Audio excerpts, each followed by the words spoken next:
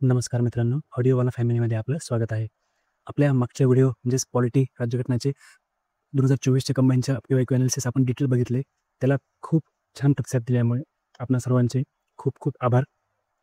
आज आपण बघणार आहोत कंबाईन पूर्व 2025साठी पॉलिटीचेच 2023च्या कंबाईनचे PYQ एनालिसिस, ते पण एकदम डिटेलमध्ये, जेणेकरून आपल्याला कंबाईन प्री पास व्हायला मदत मिळेल. चला तर बघूयात प्रश्न. पहिला प्रश्न, महाधिवक्त्याबद्दल खालीलपैकी कोणते विधान असत्य आहे? ऑप्शन 1, महाधिवक्त्याची नियुक्ती भारताचे राष्ट्रपती करतात. तर नाही मित्रांनो, तर ते राज्यपाल करत असतात. म्हणून आपलं विधान असत्य विधान 1 आहे. ऑप्शन 2, राज्यपालांनी त्यांना संदर्भित केलेल्या अशा कायदेशीर बाबींवर ते राज्य सरकारला सल्ला देतात. बरोबर आहे. 3, राज्यपालांनी त्यांना नेमून दिलेल्या कायदेशीर वैशिष्ट्ये असलेले अशी कर्तव्य पार पाडतात. बरोबर आहे. संविधान किंवा इतर कोणत्याही कायद्याने त्यांना दिलेले कार्य ते पार पाडतात. एकदम बरोबर आहे. तर अजून महाधिवक्त्याबद्दल महत्त्वाचे कलम बघून घेऊयात. महाधिवक्त्याचे कलम आहे कलम 165, ज्यात राज्यासाठी महाधिवक्ता असं सांगण्यात आले आहे, जो की फर्स्ट लॉ ऑफिसर आहे राज्याचा. त्याला सर्व न्यायालयात ऐकून घेण्याचा अधिकार आहे. कोणत्याही न्यायालयाला तो उपस्थित राहू शकतो आणि ऐकून घेऊ शकतो. आर्टिकल 177 नुसार कोणत्याही सभागृहात म्हणजे विधानसभेत, विधान परिषदेत तो भाग घेऊ शकतो, फक्त मतदान करू शकत नाही. आर्टिकल 194 नुसार त्याला विधान परिषदेतील, विधानसभेतील मंत्र्यांसोबत विशेषाधिकार मिळतात. तर महाधिवक्ता होण्याची पात्रता काय असावी आहे? तर तो हायकोर्टचा जज होण्याची पात्रता असावी. म्हणजेच 10 वर्ष एक तर न्यायिक पदावर असावा किंवा 10 वर्ष त्याने वकिली केलेली असावी. घटनेने त्याचे कार्यकाल आणि त्याला काढून कसे टाकावे हे निश्चित केलेलं नाही.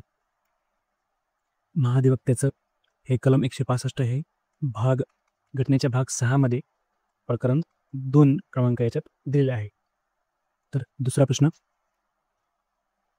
भारतीय उच्च न्यायालयाबाबत खालीलपैकी कोणते विधान बरोबर नाही? ऑप्शन 1, उच्च न्यायालय हे जनहित याचिकांशी संबंधित याचिका स्वीकारू शकतात. जनरल स्टेटमेंट आहे. बरोबर आहे. उच्च न्यायालयाच्या प्रत्येक न्यायाधीशाची नियुक्ती राष्ट्रपती करतात.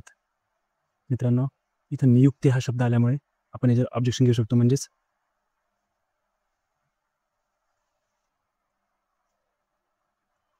भारतातील उच्च न्यायालयाबाबत खालीलपैकी कोणते विधान बरोबर नाही? तर ऑप्शन 1, उच्च न्यायालय हे जनहित याचिकांशी संबंधित याचिका स्वीकारू शकतात. बरोबर आहे. उच्च न्यायालय हे प्रत्येक न्यायाधीशाची नियुक्ती राष्ट्रपती हे करत असतात. तर बरोबर आहे. राज्याचे राज्यपाल उच्च न्यायाधीशांची नियुक्ती करतात. तर उच्च न्यायालयाच्या न्यायाधीशांची नियुक्ती हे राष्ट्रपती करत असल्यामुळे हे ऑप्शन आपलं चुकीचं ठरतं. आणि उच्च न्यायालयाच्या न्यायाधीशांच्या निवृत्तीचे वय 62 आहे. हे बरोबर आहे. 6 वर्ष बस. भारतातील उच्च न्यायालयाच्या बाबतीत खालील विधाने कोणती बरोबर नाही?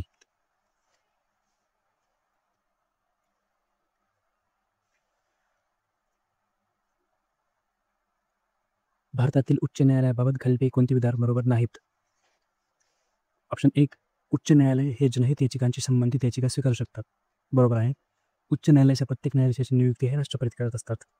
तर बरोबर आहे. तर राज्याचे राज्यपाल हे उच्च न्यायालयाच्या न्यायाधीशाची नियुक्ती करत नाही, तर ते राष्ट्रपती करत असतात. ऑप्शन 4, उच्च न्यायालयाच्या न्यायाधीशांची निवृत्तीचे वय 62 वर्ष आहे. त्यांचं किमान वय घटनेत सांगितलेलं नाही. अजून इतर माहिती बघूयात. उच्च न्यायालय हे घटनेच्या भाग 6 मध्ये आर्टिकल 214 ते 231 पर्यंत दिलेले आहेत. उच्च न्यायालय प्रत्येक राज्याला असेल हे आर्टिकल 214 मध्ये सांगितलं आहे. आर्टिकल 215 मध्ये राज्याचं उच्च न्यायालय हे अभिलेख न्यायालय असेल, म्हणजे त्याच्या मनाबद्दल तो शिक्षा करू शकतो किंवा त्याच्या खालच्या न्यायालयांबद्दल पण अपमान झाला असेल तर ते शिक्षा करू शकतो आणि त्याचे निकाल सर्वत्र लागू असतील. पुढचा कलम आर्टिकल 216, ज्यामध्ये उच्च न्यायालयाची रचना दिलेली आहे, त्यात एक मुख्य न्यायाधीश प्लस इतर न्यायाधीश असतील. तर ते इतर न्यायाधीश हे राष्ट्रपती ठरवतील एवढे असतील आणि तेच सुप्रीम कोर्टच्या बाबतीत संसद ठरवते इतर न्यायाधीशांची संख्या किती असेल असं. आर्टिकल 217 मध्ये त्यांची नियुक्ती दिलेली आहे की त्याच्यात नियुक्ती आणि शर्ती दिलेल्या आहेत की काय पात्रता असावी. तर हायकोर्टसाठी पात्रता 10 वर्ष न्यायिक पदावर काम केलेले असावे किंवा 10 वर्ष वकिली केलेली असावी.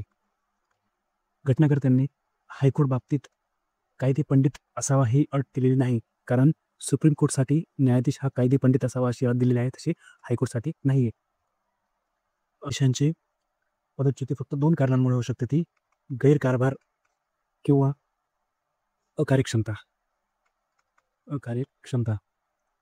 तर याच्यासाठी महाभियोग हा राबवावा लागतो आणि त्याच्यासाठी महाभियोग यांच्यावर चालू करण्यासाठी लोकसभेमधील 100 सदस्य आणि राज्यसभेतील 50 सदस्य यांच्या स्वाक्षऱ्या लागतात.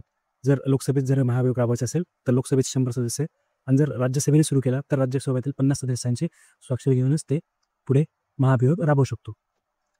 आतापर्यंत कोणत्याही न्यायाधीशावर महाभियोग हा सिद्ध झालेला नाही. कंबाईनमध्ये हायकोर्टवरती एक क्वेश्चन फिक्स असतो, म्हणून आपण अजून डिटेल अनालिसिस घेतलेला आहे. ते 2024च्या PYQ अनालिसिसमध्ये जो मागचा व्हिडिओ होता ते आपण नक्कीच बघू शकता. आता पुढचा प्रश्न, भारत सरकारकडून प्रत्येक वर्षी 24 एप्रिल हा दिवस खालीलपैकी कोणता दिवस म्हणून साजरा केला जातो?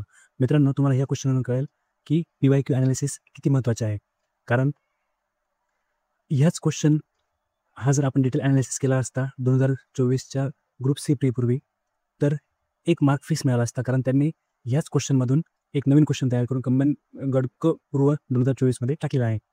चला तर याचं अनालिसिस बघूयात. 24 एप्रिल हा दिवस कोणता दिवस ओळखला जातो? हा पंचायत राज दिन म्हणून ओळखला जातो, कारण 73वी घटना दुरुस्ती ही 1992 मध्ये झालेली होती आणि तिचा अंमल जो होता तो 24 एप्रिल 1993 साली झाला, म्हणून हा 24 एप्रिल हा दिवस हा पंचायत राज दिन म्हणून ओळखला जातो. आपण ग्रामपंचायतीबद्दल खूप डिटेल अनालिसिस घेतलेला आहे मागच्या व्हिडिओमध्ये, ते तुम्ही चेक करू शकता. आता बाकीचे ऑप्शन बघूयात आपण. ऑप्शन 1, राष्ट्रीय जनसंपर्क दिन. हा दिन कधी साजरा करता? तर 21 एप्रिल रोजी हा साजरा केला जातो. राष्ट्रीय मतदार दिन, हाच क्वेश्चन ग्रुप C 2024ला विचारण्यात आलेला आहे की 25 जानेवारी हे त्याचं आन्सर होतं. म्हणजे की राष्ट्रीय मतदार दिन हा कधी साजरा केला जातो? 24, 25, 26, 27 जानेवारी असे ऑप्शन दिलेले होते. आणि आपण जर हे अनालिसिस नीट केलं असतं किंवा बघितलं असतं तर आपल्याला तो 1 मार्क नक्कीच मिळवता आला असता. ऑप्शन 4, राष्ट्रीय साक्षरता दिन.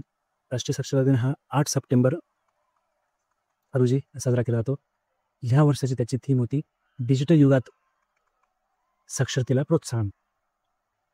तर पुढचा प्रश्न, खालीलपैकी कोणत्या राज्यांमध्ये विधान परिषद हे सभागृह नाही? तर मित्रांनो, हाच क्वेश्चन जसाच्या तसा 2024ला पण विचारला गेलेला आहे, म्हणून PYQ अनालिसिस हे किती इम्पॉर्टंट आहे ते तुम्हाला समजूनच येईल. याच्यासाठी आपण ट्रिकमध्ये पण सांगितले, मागच्या 24च्या डिटेल अनालिसिसमध्ये पण सांगितलं आहे की ते आम का बी UP में है. तर या 6 राज्यांमध्ये विधान परिषद आहे. तेलंगणा, आंध्र प्रदेश, महाराष्ट्र, कर्नाटक, बिहार आणि UP. या ट्रिकवरून आपल्याला आन्सर मिळून जातं. तर तेलंगणामध्ये विधान परिषदेत किती सदस्य आहेत हे पण विचारू शकता. तर तेलंगणामध्ये 40 सदस्य आहेत, आंध्र प्रदेशमध्ये 58 सदस्य आहेत, महाराष्ट्रामध्ये विधान परिषदेत 78 सदस्य आहेत, कर्नाटकमध्ये 75 आणि बिहारमध्ये पण सेम 75 आहेत, आणि सर्वाधिक सदस्य आहेत ते UP मध्ये 100. म्हणून आपल्या ऑप्शन बघितल्यानुसार आपण बिहार इथं आहे, कर्नाटक इथं आहे, तर विचारलेलं काय सभागृह नाही, तर ते सभागृह नाही केरळमध्ये आणि राजस्थानमध्ये, म्हणून आपलं ऑप्शन नंबर 2 येतं क आणि ड. तर पुढचा प्रश्न, अचूक जोड्या लावा. तर मित्रांनो, कंबाईन पूर्व 23ला घटना दुरुस्ती क्वेश्चन आला, तर तो कॉपी पेस्ट एक क्वेश्चन याच्यातून उचलून 24मध्ये पण आलेला आहे, म्हणून आपल्याला डिटेल अनालिसिस करणं खूप इम्पॉर्टंट ठरतं. तर याच्यात विचारलेले आहेत 61वी घटना दुरुस्ती, 44वी घटना दुरुस्ती, 41वी घटना दुरुस्ती आणि 73वी घटना दुरुस्ती. आपण आत्ताच बघितलं 73वी घटना दुरुस्ती ही कधी झाली, तर ती 1992 साली आणि तिचा अंमल 24 एप्रिल 93 साली झाला. तर आपण 73वी घटना दुरुस्ती ही कशाबद्दल आहे, तर ती पंचायत राज व्यवस्थेबद्दल आहे, मग त्रिस्तरीय पंचायत राज व्यवस्था. नंतर 61वी जी घटना दुरुस्ती आहे, त्या घटना दुरुस्तीत मतदाराचे वय 21 वर्षावरून 18 वर्ष केले, म्हणून एचं ऑप्शन 3. 44वी घटना दुरुस्तीमध्ये राष्ट्रपती, उपराष्ट्रपती आणि पंतप्रधान यांच्या निवडणुकीविषयी वाद हे सर्वोच्च न्यायालयात जावं असं सांगण्यात आलेलं आहे. आणि 41व्या घटनादुरुस्तीनुसार राज्य लोकसेवा आयोगातील सदस्यांची सेवानिवृत्तीचे वय 60 वरून 62 वर्ष करण्यात आले. तर इतर महत्त्वाच्या आपण घटनादुरुस्ती बघूयात. अगोदर घटनादुरुस्ती हे कलम 368 नुसार केली जाते, ज्यात घटनेमध्ये 2च पद्धती सांगितलेल्या आहेत, विशेष बहुमताद्वारे आणि दुसरी म्हणजे विशेष प्लस राज्यांच्या संमतीने. आणि साधी घटनादुरुस्ती ही घटनादुरुस्ती या सत्रात येत नाहीत, पण ढोबळ मानाने आपण ह्या 3 घटनादुरुस्ती मानतो. तर घटनादुरुस्ती हे मित्रांनो कोणत्याही गृहात मानू शकतो, लोकसभा असो किंवा राज्यसभा असो. तो खाजगी मंत्री पण मानू शकतो, खाजगी किंवा मंत्री कोणीही मानू शकतो. घटनादुरुस्तीसाठी संयुक्त बैठक घेतली जात नाही आणि 24व्या घटनादुरुस्तीला संमती देण्याचं बंधन केलेलं आहे राष्ट्रपतीवर. तर अजून महत्त्वाच्या घटनादुरुस्त्या, जी 7वी घटनादुरुस्ती येते, जिच्यात सामायिक हायकोर्ट म्हणजे 2 राज्यांसाठी एकच हायकोर्ट, 2 राज्यांसाठी किंवा 3 राज्यांसाठी एकच राज्यपाल आणि हायकोर्टमध्ये इतर केंद्रशासित प्रदेश ॲड केले. आणि 7व्या घटनादुरुस्तीनुसारच 14 राज्य आणि 6 केंद्रशासित प्रदेश हे तयार झाले. याच्या अगोदर ABCD अशा प्रकारचं वर्गीकरण होतं. पुढची महत्त्वाची घटनादुरुस्ती म्हणजे 42वी घटनादुरुस्ती. यात प्रस्तावनेत 3 शब्द ॲड करण्यात आले, समाजवादी, धर्मनिरपेक्ष आणि अखंडता. अखंडता मीन्स एकात्मता. ह्याच घटनादुरुस्तीने राष्ट्रपतीवर बंधनकारक करण्यात आलं की राष्ट्रपतीने मंत्रिमंडळाच्या सल्ल्यानुसारच काम करावे. 42व्या घटनादुरुस्तीने 5 विषय हे समवर्ती सूचीत टाकण्यात आले, शिक्षण, जंगली प्राणी संरक्षण, वजन मापे आणि न्यायाचे प्रशासन. ही घटनादुरुस्ती खूप मोठी असल्यामुळे इंदिरा गांधी यांच्या काळात ही घटनादुरुस्ती केलेली होती, त्यामुळे हिला मिनी कॉन्स्टिट्यूशन पण असेही म्हटले जाते. पुढची एक महत्त्वाची बघूयात घटनादुरुस्ती, 69वी घटनादुरुस्ती, ज्यात दिल्लीला राजधानी दर्जा देण्यात आला. पुढची घटनादुरुस्ती मेन 86वी घटनादुरुस्ती. यानुसार आर्टिकल 21A मध्ये शिक्षणाचा अधिकार देण्यात आला. आर्टिकल 45 मध्ये वाक्यरचना बदलण्यात आली शिक्षणासाठी आणि 11वे मूलभूत कर्तव्य ॲड करण्यात आले. जरा आपण साधे बहुमत आणि विशेष बहुमत याच्यातील फरक पण जाणून घेऊयात. साधे बहुमत आणि विशेष बहुमत याबद्दल पण जाणून घेऊयात. साध्या बहुमतामध्ये सभागृहात उपस्थितपैकी 102 लोकांनी समर्थन दिले पाहिजे, तर विशेष बहुमतात सभागृहातील उपस्थितपैकी 203 लोकांनी समर्थन दिले पाहिजे आणि एकूणपैकी 102 लोकांचं समर्थन पाहिजे, तेव्हाच ते विशेष बहुमत हे साध्य झाले असं म्हटले जाते. तर लेटेस्टमधील आपण काही घटनादुरुस्ती बघूयात. 101वी घटनादुरुस्ती आहे ती GST बद्दल आहे. 102वी घटनादुरुस्ती ही OBC आरक्षणाबद्दल, OBCला घटनात्मक दर्जा देण्याबद्दल आहे. घटनात्मक दर्जा. 103 जी आहे ती EWS यांना 10% आरक्षण देण्यात आले त्याबद्दल आहे. 104व्या घटनादुरुस्तीमध्ये SC आणि ST यांचे घटनात्मक आरक्षण 10 वर्ष वाढवण्यात आले, पण अँग्लो इंडियन यांचे रद्द करण्यात आले. 105व्या घटनादुरुस्तीमध्ये राज्य हे मागासवर्ग हे निवडू शकता हे सांगण्यात आले. आणि सगळ्यात लेटेस्ट म्हणजे 106वी लोकसभेच्या विधानसभेत राज्यांच्या विधानसभेत महिलांना 33% आरक्षण देण्यात आले.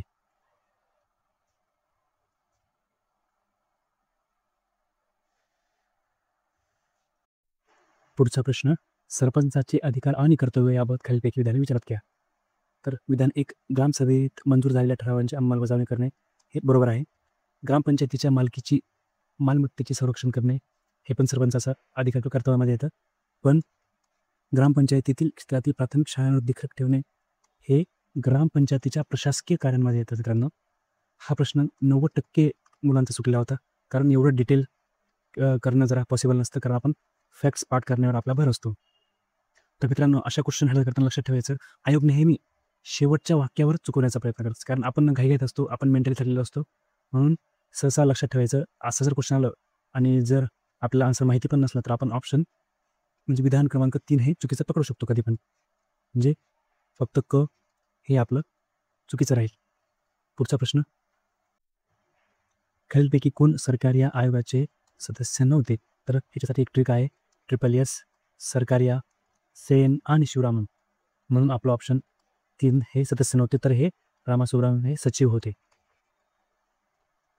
तर सरकारी आयोग हा 1983 साली स्थापन करण्यात आला आणि त्यांनी अंतिम अहवाल हा 1987 साली दिला. त्यांनी या अहवालात एकूण 247 शिफारसी केल्या. त्यांनी बऱ्याच शिफारसीमध्ये महत्त्वाच्या शिफारसी म्हणजे ऑल इंडिया सर्व्हिसेस ह्या प्रबळ करण्यात याव्या, भारतासाठी त्रिभाषा सूत्र लागू करण्यात यावे, आंतरराज्य परिषद स्थापन करण्यात यावी आणि राज्यपालाचे पद हे राहू द्यावे, रद्द करण्यात येऊ नये.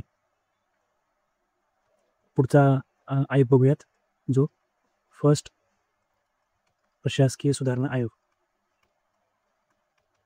जो 1966 मध्ये स्थापन करण्यात आलेला होता. त्यांनी अहवाल 1969 मध्ये दिला. त्यांचे अध्यक्ष होते हे मोरारजी देसाई आणि त्यांनी हे सोडल्यामुळे नंतर हनुमंतय्या यांना अध्यक्ष करण्यात आले. अशाच प्रकारचा प्रशासकीय सुधारणा आयोगामध्ये अजून राजमन्नार आयोग, जो की तमिळनाडू राज्याने स्थापन केला होता 1969 मध्ये, राजमन्नार आयोग, आणि त्याचा अहवाल भेटला 1971. राज्याने स्थापन केल्यामुळे याच्या शिफारसी ह्या राज्याच्याच फायद्याच्या होत्या, ज्यात त्यांनी सांगितलं होतं की नियोजन आयोग हे बरखास्त करण्यात यावे, ऑल इंडिया सर्व्हिसेस या बरखास्त करण्यात याव्या आणि शेषाधिकार राज्यांना मिळावा. राज्याचं असल्यामुळे हे सर्व गोष्टी राज्याच्याच तर्फे असतील. अजून महत्त्वाचा आयोग म्हणजे पंची आयोग, जो स्थापन झाला 2007 साली, ज्यांनी अहवाल दिला 2010 साली. त्यांनी जवळपास 310+ शिफारसी केल्या. यात सदस्य होते ते गिरींद्र सिंग, विनोद दुग्गल, माधव आणि बागची. यांनी महत्त्वाच्या शिफारसी केल्या म्हणजे त्या नवीन ऑल इंडिया सर्व्हिसेस तयार करण्यात याव्या आणि महाभियोग हा राज्यपालासाठी पण लागू करण्यात यावा, ही महत्त्वाची त्यांची शिफारस. आता पुढचा प्रश्न, निवडणूक आयोगाची कर्तव्य स्पष्ट करण्यासाठी कोणत्या कलमात सुधारणा करण्यात आली? तर मित्रांनो, आपण जर 2023च्या या क्वेश्चनचं डिटेल अनालिसिस केलं असतं तर 2024 मध्ये याच निवडणूक आयोगावर 2 क्वेश्चन विचारण्यात आलेले आहे. म्हणून हे PYQ एक्सप्लेनेशन खूप महत्त्वाचं आहे आणि आपण निवडणूक आयोगाबद्दल खूप डिटेल चर्चा केलेली आहे मागच्या व्हिडिओमध्ये, जो की 2024चंच PYQ एक्सप्लेनेशन आहे. तरी आपण क्वेश्चन बघूयात. निवडणूक आयोगाचे कर्तव्य स्पष्ट करण्यासाठी कोणत्या कलमात सुधारणा करण्यात आली? तर ते निवडणूक आयोगाचं कलम आहे 324. तर भाग आपल्याला सर्व पाठ असलेच पाहिजे, याच्यावर क्वेश्चन नेहमी असतो. तर निवडणूक आयोगाचा जे भाग आहे तो भाग 15 आणि कलम 324 ऑप्शन 2. तर आपण इतर भाग बघूयात, ज्यात भाग 10 मध्ये SC आणि ST यांच्यासाठी अनुसूचित आणि आदिवासी क्षेत्रे म्हणजे कलम 244 ते 244A बद्दल माहिती देण्यात आली आहे. भाग 15 मध्ये तर निवडणूक आयोग. भाग 9 मध्ये पंचायती राजबद्दल माहिती देण्यात आलेली आहे, ज्यात भाग 9A मध्ये नगरपालिका आणि 9B मध्ये सहकारी संस्था या देण्यात आलेल्या आहेत. भाग 6 मध्ये हे राज्य सरकारांबद्दल घटनेत देण्यात आलेलं आहे. तर आपण सर्व भाग एकदा रिवाईज करून घेऊया परत. घटनेच्या भाग 1 मध्ये राज्य, केंद्र म्हणजे याच्याबद्दल सर्व माहिती देण्यात आलेली आहे. घटनेच्या भाग 2 मध्ये नागरिकत्व याबद्दल सांगण्यात आलेले आहे. घटनेच्या भाग 3 मध्ये मूलभूत हक्क हे देण्यात आलेले आहेत. घटनेच्या भाग 4 मध्ये DPSP राज्य धोरणांची मार्गदर्शक तत्त्वे हे देण्यात आलेले आहे. भाग 5 मध्ये केंद्र सरकार आणि भाग 6 मध्ये राज्य सरकार यांच्याविषयी दिलेले आहे. भाग 7 हे रद्द करण्यात आले, जे की केंद्रशासित प्रदेशांबद्दल होतं वाटतं. भाग 8 मध्ये केंद्रशासित प्रदेशांबद्दल माहिती देण्यात आली. भाग 9 मध्ये पंचायती राज, त्यातच 9A शहरी पंचायती राज आणि 9B मध्ये सहकारी संस्था. पुढचं 11, 12 आणि 13. 11 मध्ये केंद्र राज्य संबंध दिलेले आहेत. नंतर 12 मध्ये वित्त, मालमत्ता आणि करार खटले याच्याबद्दल माहिती दिलेली आहे. 13 मध्ये व्यापार व वाणिज्य याविषयी माहिती देण्यात आलेली आहे. तर भाग 14 मध्ये लोकसेवा याबद्दल सांगण्यात आलेले आहे. भाग 15 मध्ये निवडणुका म्हणजे निवडणूक आयोग वगैरे सर्व याच्यात दिलेले आहेत. भाग 16 मध्ये काही वर्गांबाबत विशेष तरतुद्या देण्यात आलेल्या आहेत. भाग 17 मध्ये भाषा यांबद्दल माहिती आहे. भाग 18 मध्ये आणीबाणी याविषयी माहिती आहे आणि भाग 20 मध्ये घटना दुरुस्ती हे दिलेले आहे. हे होते महत्त्वाच्या घटनेतले भाग. आता पुढचा प्रश्न अचूक जोडला हवा. थॉमस हॉब्स, फ्रेडरिक हायेक, रॉबर्ट नॉझिक आणि रुसो याचं आन्सर तर पॉलिटीच्या बुकमध्ये सापडणार नाही. याला आपल्याला एक लॉजिकली अटेम्प्ट करावं लागतं. तर थॉमस हॉब्स हे ब्रिटिश तत्त्वज्ञ होते. हे जे थॉमस हॉब्स दिलेले हे ब्रिटिश तत्त्वज्ञ होते. फ्रेडरिक हायेक हे अँग्लो ॲस्ट्रियन तत्त्वज्ञ होते. रॉबर्ट नॉझिक हे अमेरिकन तत्त्वज्ञ आणि रुसो हा फ्रेंच राज्यकारभाराचा जनक होता. पुढचा प्रश्न भारताच्या संविधान परिषदेच्या कार्याविषयीचे समितीचे अध्यक्ष कोण होते? तर मित्रांनो हा प्रश्न बऱ्यापैकी विद्यार्थ्यांना चुकला आहे, कारण राजेंद्र प्रसाद आणि मावळणकर यांमध्ये नेहमी गफलत होत असते. तर ते आपण इथे क्लिअर करूया. राजेंद्र प्रसाद हे संविधान सभेच्या कामकाज प्रक्रिया नियम समितीचे अध्यक्ष होते. तर मावळणकर हे घटना समितीच्या कार्याविषयीचे अध्यक्ष होते किंवा कामकाजाविषयीचे अध्यक्ष. तर लक्षात ठेवायचं राजेंद्र प्रसाद हे संविधान सभेच्या कामकाज प्रक्रिया नियम समितीचे अध्यक्ष, तर मावळणकर हे कार्याविषयी किंवा कामकाजाविषयीचे अध्यक्ष. तर आपण इतर समित्या आपण बघूयात ज्या की जवाहरलाल नेहरूंच्या अंडर होत्या किंवा ते अध्यक्ष होते. यांनी संघराज्य घटना समितीचे अध्यक्ष होते. तर संघराज्य अधिकार समितीचे पण अध्यक्ष होते. अजून मसुदा परीक्षण करणाऱ्या समितीचे अध्यक्ष होते. राजेंद्र प्रसाद हे संविधान सभेच्या कार्याविषयी प्रक्रिया नियमाचे अध्यक्ष होते. तर वित्त आणि कर्मचारी या समितीचे अध्यक्ष. तर राजेंद्र प्रसाद अजून राष्ट्रध्वज समितीचे पण अध्यक्ष होते. अजून एक सुकाणू समितीचे अध्यक्ष हे राजेंद्र प्रसाद होते. तर आंबेडकर हे मसुदा समितीचे अध्यक्ष होते, जे 29 ऑगस्ट 1946 स्थापन करण्यात आलेली होती. अजून इतर समित्या मुंशी हे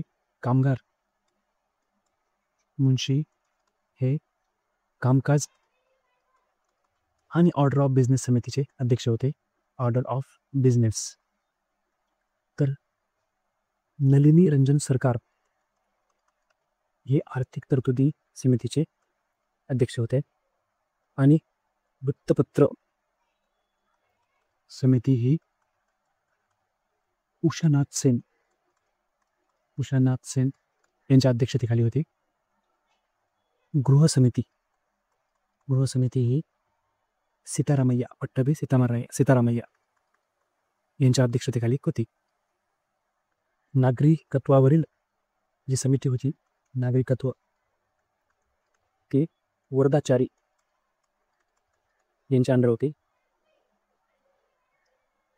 जे सरदार वल्लभभाई पटेल हे प्रांतिक घटना समितीचे अध्यक्ष होते. त्यात 2 उपसमित्या होत्या, ज्यात मूलभूत हक्क उपसमिती होती, त्यांचे कृपलानी अध्यक्ष होते. आणि दुसरी जी अल्पसंख्याक उपसमिती होती, अल्पसंख्याक उपसमिती, तिचे H.C. मुखर्जी हे अध्यक्ष होते. घटना समितीबद्दल थोडीशी इतर माहिती बघूया आपण. घटना समितीचं जे उद्दिष्टांचा ठराव होता हा नेहरूंनी मांडला होता, जो 13 डिसेंबर 1946 साली आणि तो ठराव संमत झाला तो 22 जानेवारी 1947. या डेट्स खूप महत्त्वाच्या आहे, ज्या की आयोग डायरेक्ट विचारू शकता. राजेंद्र प्रसाद आणि मावळणकर या दोघांमध्ये एक गोष्ट नेहमी लक्षात ठेवा. जेव्हा संविधान सभा ही घटना समिती म्हणून काम करायची, म्हणजे घटना समिती म्हणून काम करायचे, तेव्हा राजेंद्र प्रसाद हे अध्यक्ष राहायचे. पण जेव्हा घटना समिती हे कायदे मंडळ म्हणून काम करायचे, तेव्हा त्याचे अध्यक्ष होते मावळणकर. कायदे मंडळ जेव्हा काम करणार तेव्हा मावळणकर अध्यक्ष, जेव्हा घटना समिती म्हणून काम करणार तेव्हा राजेंद्र प्रसाद हे अध्यक्ष. घटनेचे सचिव हे HVR अय्यंगार हे होते. अय्यंगार. तर संविधान सभेचे उपाध्यक्ष हे 2 नेमण्यात आलेले होते. त्यात HC मुखर्जी आणि दुसरे उपाध्यक्ष हे होते VT कृष्णमाचारी. घटना समितीचं जी निशाणी होती ती होती हत्ती. आणि मसुदा बनवण्याचे प्रमुख जे होते चीफ ड्राफ्ट्समन हे SN मुखर्जी होते. घटनेचे जे हस्ताक्षर आहे ते प्रेम बिहारी नारायण रायजादा यांचे होते. 22 जुलै 1947 आपल्या घटनेने हे ध्वज स्वीकारलेला आहे आपण. तर ही घटना समितीला ज्या टीका झाल्या त्यात मेन होते सायमन यांनी म्हटले होते की घटना समिती ही हिंदूंची सभा आहे. संविधान परिषदेच्या सल्लागार शाखेने भारतीय राज्यघटनेचा पहिला मसुदा कधी तयार केला? तर मित्रांनो, सल्लागार शाखा ही नेहरूंनी BN राव यांच्या अध्यक्षतेखाली स्थापन केली होती, ज्यांनी ऑक्टोबर 1947 साली आपला मसुदा दिला. तर त्यात 243 कलमे होती आणि 13 अनुसूच्या तयार केल्या होत्या. याचप्रमाणे आयोग आपल्याला मसुदा समितीविषयी पण विचारू शकते, ते बघूयात.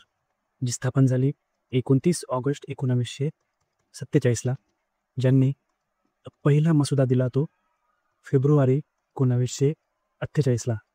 दुसरा मसुदा दिला जो की अंतिम होता तो नोव्हेंबर 1948 साली. आणि या मसुद्यांना अंतिम स्वीकृती कधी मिळाली किंवा लागू झाला तर तो 26 नोव्हेंबर 1949 साली.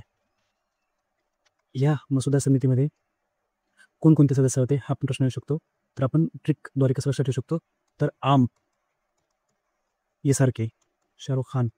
तर आममध्ये अय्यर, अय्यंगार, आंबेडकर, मुन्शी, सादुल्ला, राव आणि कृष्णमाचारी हे असे 7 सदस्य होते आणि अध्यक्ष आपले आंबेडकर होते.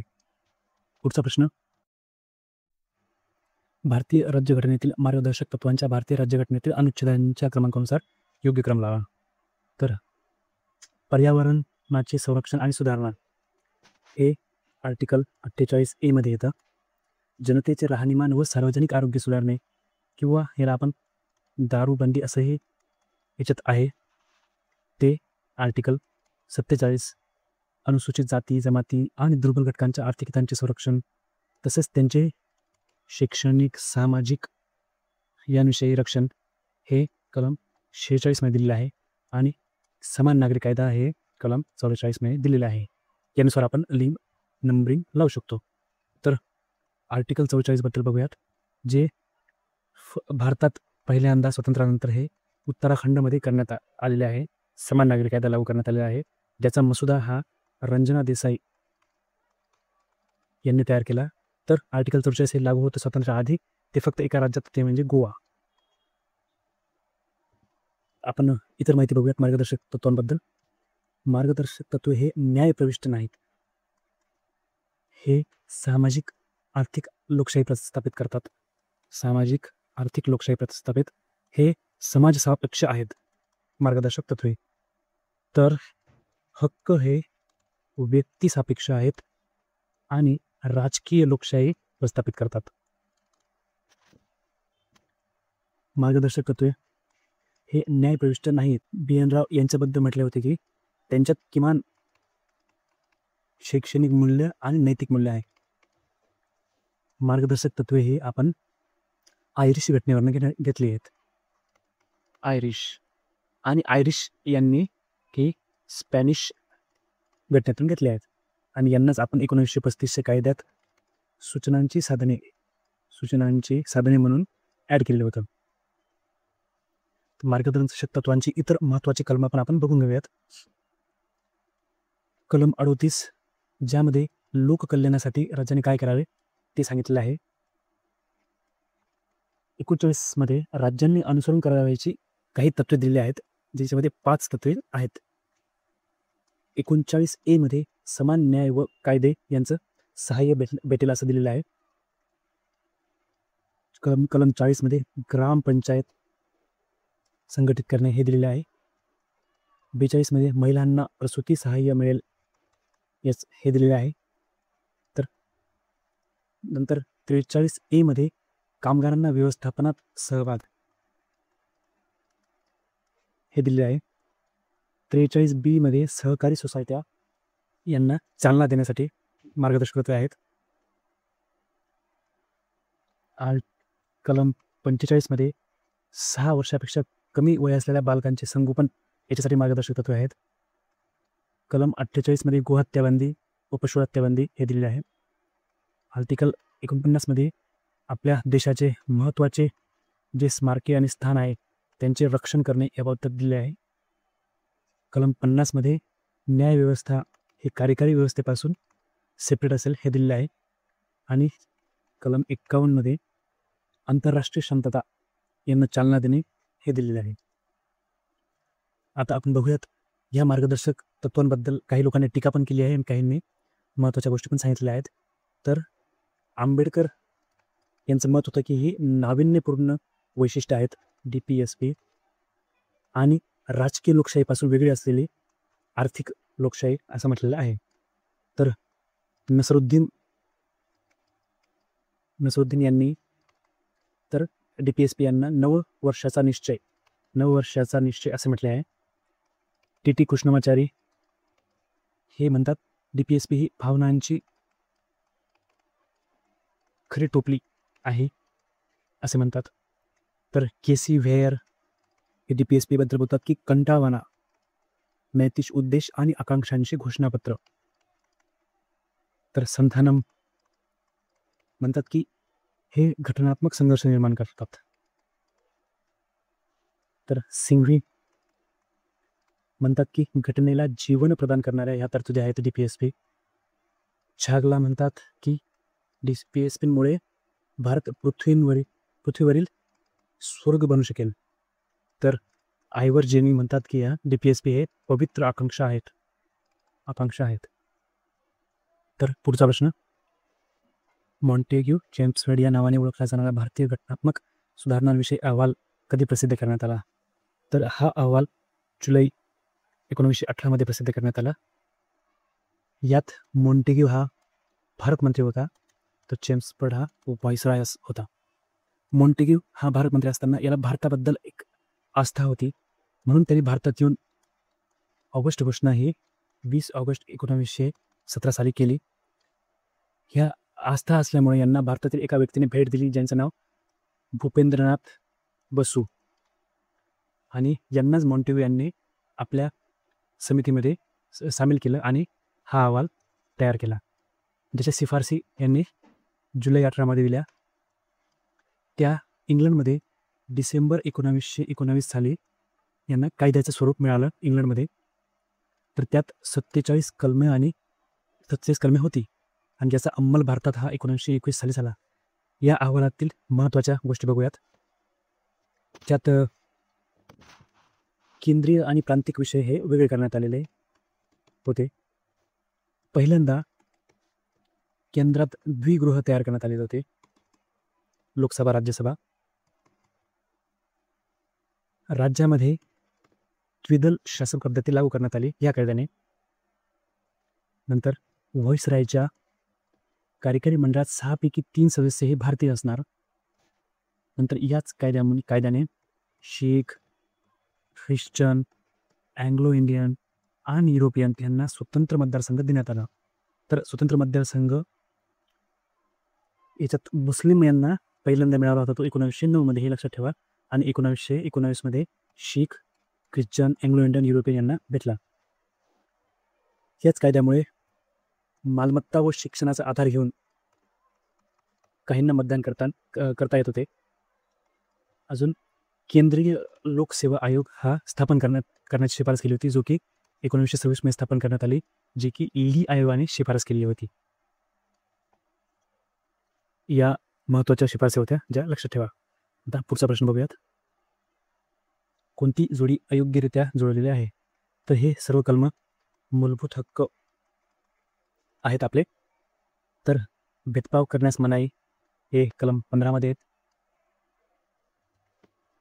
कलम 15च्या बाबतीत हा भेदभाव फक्त केवळ 5 गोष्टींसाठी आहे, ज्यात धर्म, वंश, लिंग, जात व जन्मठिकाण.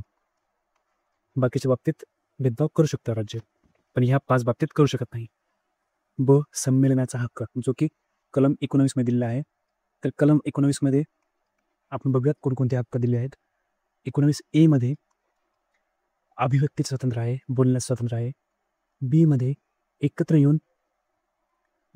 येण्याचं स्वातंत्र्य दिलेलं आहे. सी मध्ये एकत्र आल्यानंतर संघटना स्थापन करण्याचे स्वातंत्र्य दिलेले आहे.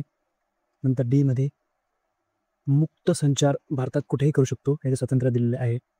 नंतर ई मध्ये वास्तव्य करण्याचे स्वातंत्र्य दिले आहे. एफ मध्ये जे की मालमत्ता धारण करण्याचं स्वातंत्र्य होतं ते रद्द करण्यात आलेले आहे. त्याच्यानंतर जी मध्ये व्यवहार बघण्याचे किंवा करण्याचे स्वातंत्र्य देण्यात आलेले आहे. अशा प्रकारचे 6 स्वातंत्र्य हे कलम 19 मध्ये दिलेले आहे. क मध्ये जीवित संरक्षणाचा अधिकार हा कलम 21 मध्ये देण्यात आलेला आहे, म्हणून हे आपलं चुकीचं ठरतं. ज्यात जीवित व व्यक्तिगत स्वातंत्र्य यांचे रक्षण असं कलम 21 मध्ये म्हटलेलं आहे. तसंच कलम 21A मध्ये शिक्षणाचा अधिकार दिलेला आहे. तर कलम 20 मध्ये काय दिलं आहे? तर कलम 20 मध्ये अपराध दोषसिद्धीबाबत आपण काय संरक्षण आहे ते दिलेलं आहे. तर 3 प्रकारचे संरक्षण आढळतात. पहिलं एक्स पोस्ट फॅक्ट लॉ आहे, म्हणजे मागे जाऊन आपण त्याचा अपराधाबद्दल शिक्षा देऊ शकत नाही. 2 मध्ये डबल जिओपार्डी, म्हणजे एकाच गुन्ह्याबद्दल डबल शिक्षा होणार नाही. आणि तिसरं स्वतःविरुद्ध साक्षीदार होण्यास आपण त्याला सक्ती करू शकत नाही. अशा प्रकारचे 3 अधिकार हे कलम 20 मध्ये देण्यात आलेले आहेत. नंतर ड मध्ये घटनात्मक उपायाचा अधिकार हा कलम 32 मध्ये देण्यात आलेला आहे.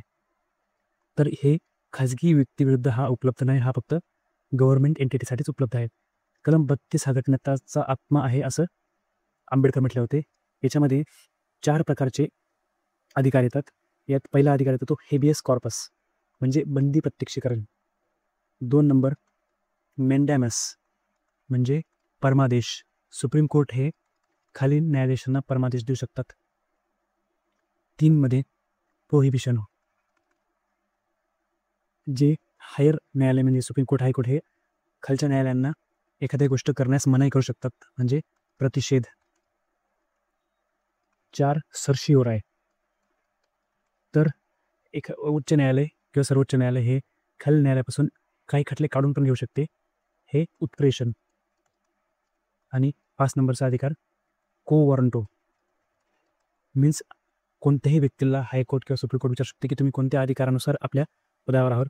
हे असे 5 प्रकारचे घटनात्मक उपाय उपस्थित आहेत. आपण अजून बघूयात की मूलभूत हक्क जे आहेत ते आपण USA कडनं घेतलेले आहेत मूलभूत हक्क. तर ते कलम 12 पासून ते कलम 35 पर्यंत आहेत, ज्यालाच घटनेचा मॅग्ना कार्टा असे पण म्हणण्यात येते, जे राजकीय लोकशाही स्थापित करतात.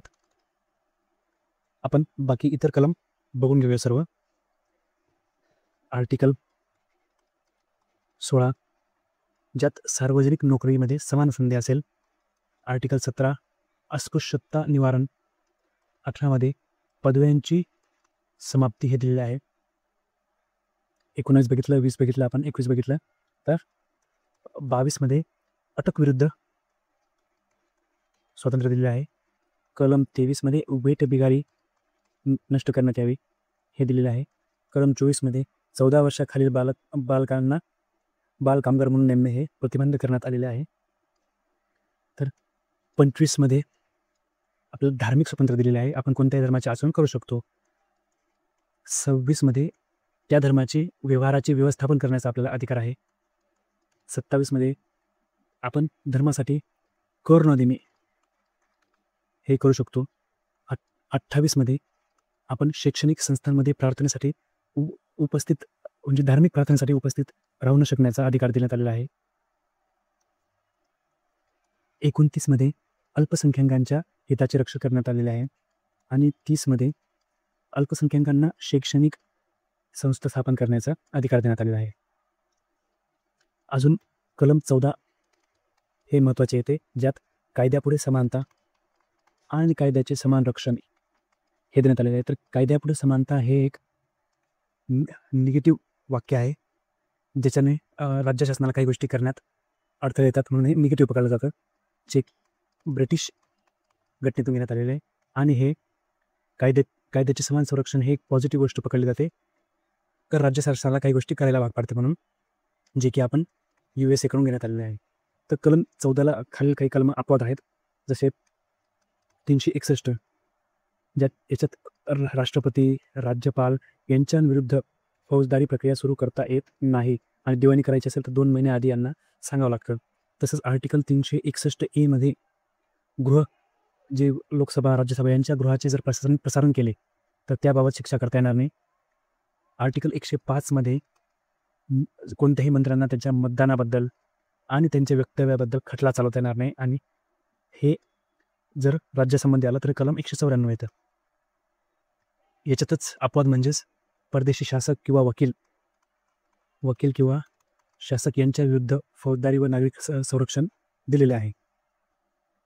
आपण याच्याबद्दलच 2-3 शब्द बघूयात, ज्यात रेस ज्युडिकाटा म्हणजे मित्रांनो हा पूर्ण निर्णय झालेला असतो, याच्यात परत दाद मागता येत नाही, यालाच म्हणतात रेस ज्युडिकाटा. नंतर लोकस स्टँडी म्हणजे ज्या व्यक्तीवर अन्याय झाला तोच दाद मागू शकतो. आणि माहितीचा अधिकार हा मूलभूत अधिकार नाही आहे, हे लक्षात ठेवा, मूलभूत अधिकार नाही. पुढचा प्रश्न, समवर्ती सूचीमध्ये खालीलपैकी कशाचा समावेश नाही? ह्या सूचीवर एक प्रश्न फिक्स असतो, कंबाईन असो किंवा राज्यसेवा असो. तर आपण बघूत समवर्ती सूचीमध्ये कोणकोणते विषय येतात. तर करारनामे हा समवर्ती सूचीमध्ये येतो, जंगले हा येतो, आणि दिवाळखोरी व नादारखोरी हा पण समवर्ती सूचीमध्ये येतो. जकात येत नाही, कारण जकात हा राज्य सूचीमध्ये येतो. तर समवर्ती सूचीमध्ये अजून कोणते विषय येतात मित्रांनो? तर ते वीज, विवाह आणि घटस्फोट, कामगार संघटना, प्रमाणके सोडून जे वजन माप येतात ते, कारण जे वजनमापांचे प्रमाणके ते केंद्रीय सूचीमध्ये येतात. सार्वजनिक आरोग्य हे समवर्ती सूचीमध्ये येते.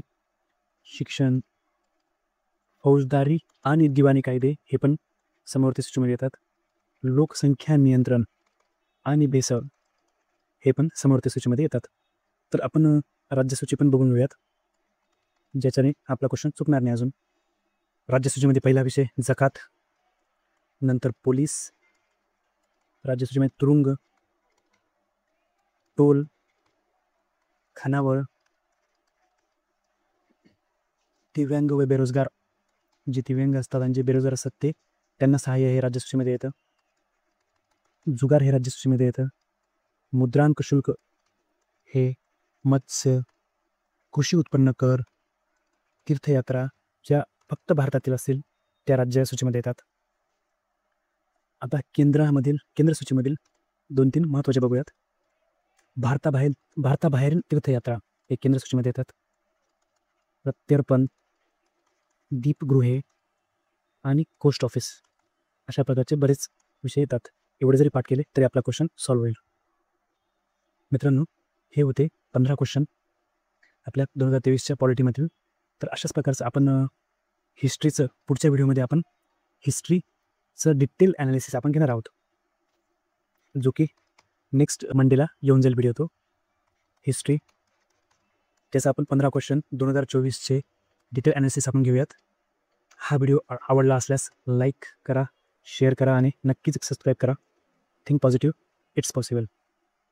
थँक्यू.